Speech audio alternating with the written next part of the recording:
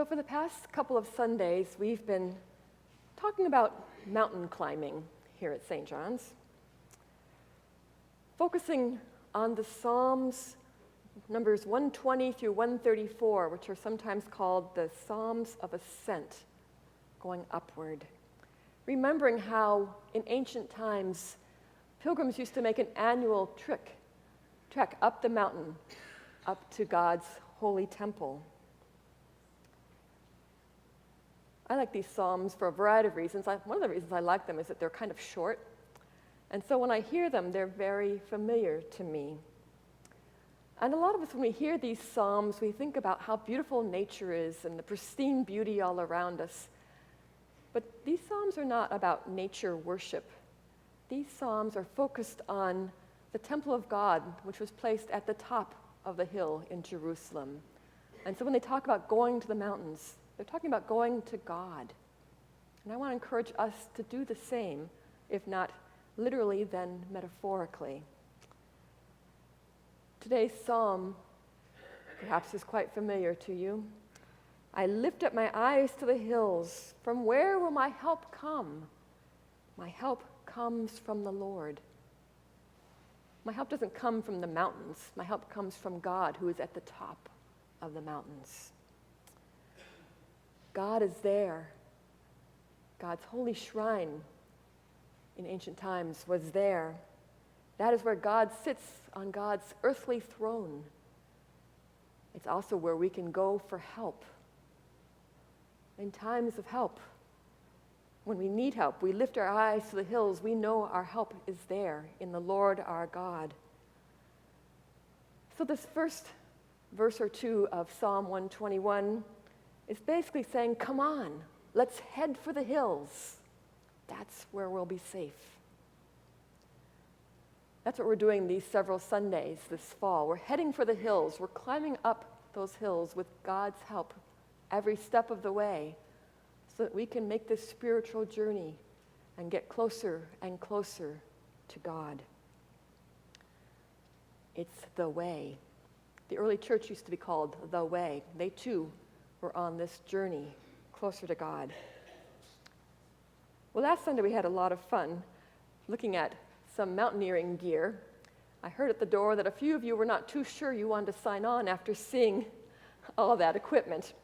So let me reassure you, this climb that we're talking about is for regular people, not just super duper athletes, although it's kind of fun to have those around in our midst. This is a climb for ordinary people too, just like us. The Psalms make that very clear, these Psalms 120 through 134, because they talk about regular activities of life. They talk about where the people live. They talk about their routine activities, such as in this Sunday psalm, it talks about leaving and coming back, something we all do. The Psalms often talk about the importance of one's spouse or children or family and friends.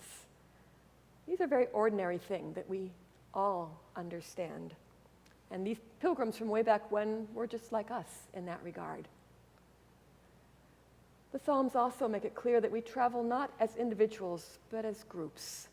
You can tell it by the way some of the references to the people are singular, but also plural. We are traveling together up the mountain to God.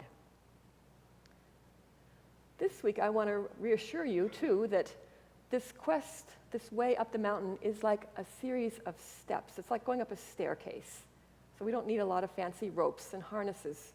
It's just like taking a walk up a set of stairs.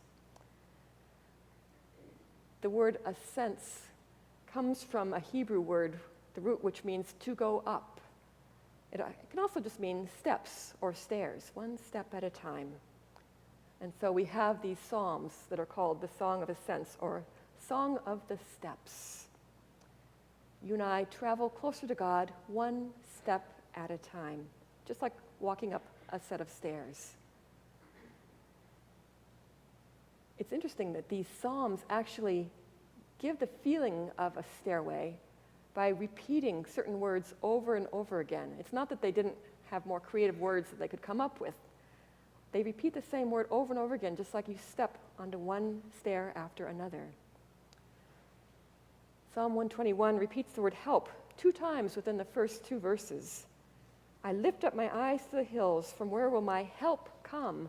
My help comes from the Lord. Help, help.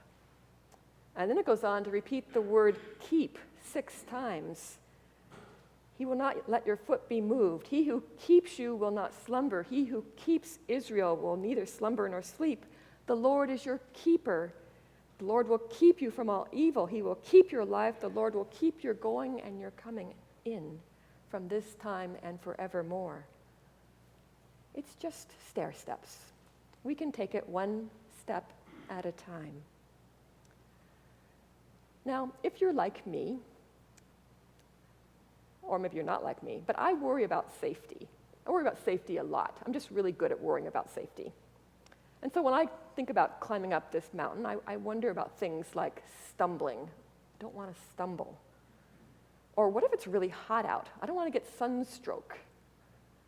In ancient times, people also worried about the moonlight. They were afraid that that could also be very harmful. Moonstruck is a word you hear sometimes, which means that you're affected by moonlight, like a werewolf is transformed when the full moon comes out, right? The Latin word for moon is actually luna. So lunatic, too much moonlight, you might turn into a lunatic. I mean, if you want to worry about that too, you go right on ahead. I'm not going to worry so much about that one. But back then, people did. They worried. They worried about these things. Psalm 121 reassures us we don't have to worry.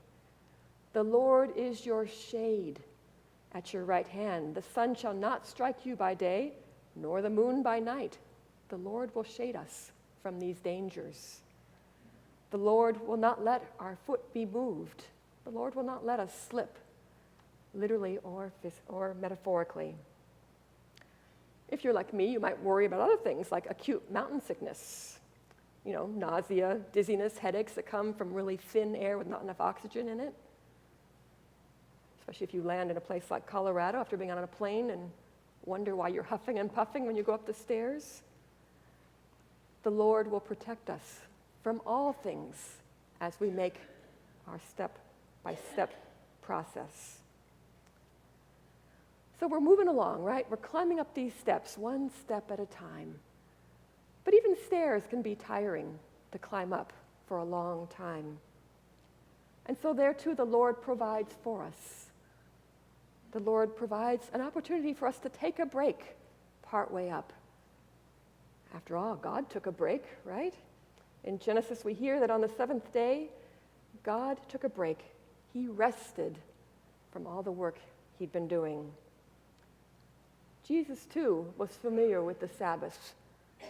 And when people tried to trip him up by saying, well, that's a rule, you're supposed to take the Sabbath and make it holy and not do any work at all, Jesus said, yes. But these rules were not made just to drive us crazy. These rules are for our protection, to help us. So if we need a rest, and I think every one of us needs a rest at least once every 7 days, maybe more often, that's what the Sabbath was created for, to give us a rest. Sometimes we need a break. That's right.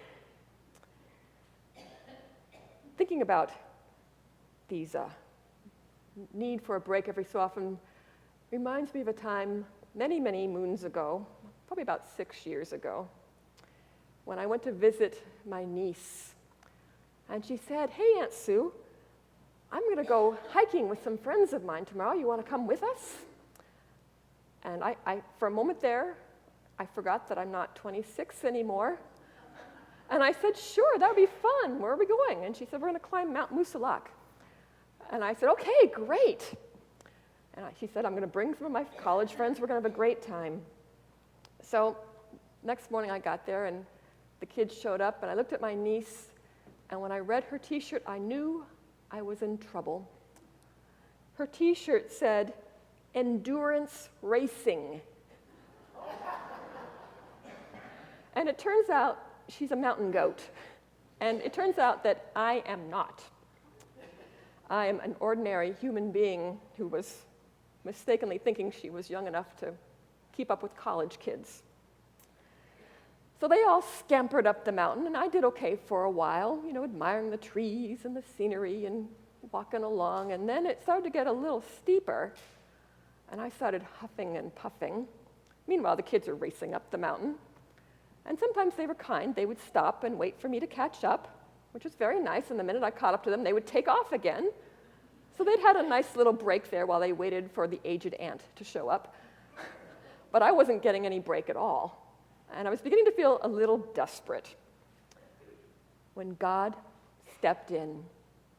God provided a beautiful scenic overlook. And I said to the kids, "Look at that scenic overlook. We should stop and admire this." And they said, "Oh, yes, we should." So we did. Then they took off again.